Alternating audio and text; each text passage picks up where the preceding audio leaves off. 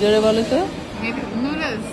এই মেয়েকে হয়তো আপনারা অনেকেই চিনতেছেন না, যাক আপনাদের চিনার জন্য একটা ভিডিও দেখাই, তাহলে হয়তো আপনারা সকলেই চিনবেন।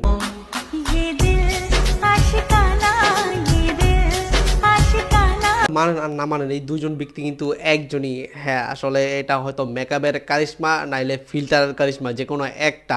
আর আমাদের এই আপুকে বাংলাদেশের কেউ চিনেন না এমন কেউ হয়তো নাই, কারণ ইনি হইতেছে একজন মান্যগণ্য জঘন্য টিকটকার।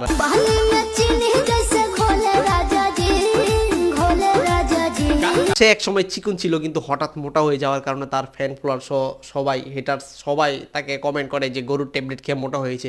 কিন্তু এই জিনিস দেখার পর সে আবার তার টিকটকে স্টোরি মারছে যে গরুর ট্যাবলেট কিনা তাদের যোগ্যতা আছে।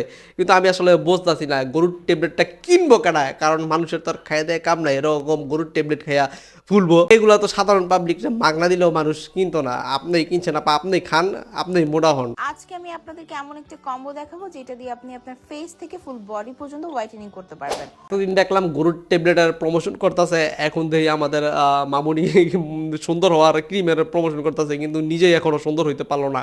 ফিল্টার মেকআপ মেয়েরা টিকটক ভিডিও করে। আপু আপনি যেদিন ফিল্টার মেকআপ এগুলো ছাড়া ন্যাচারালভাবে সে ভিডিও করবেন, তখন আমরা আপনার এই প্রোডাক্টটা কিনবো।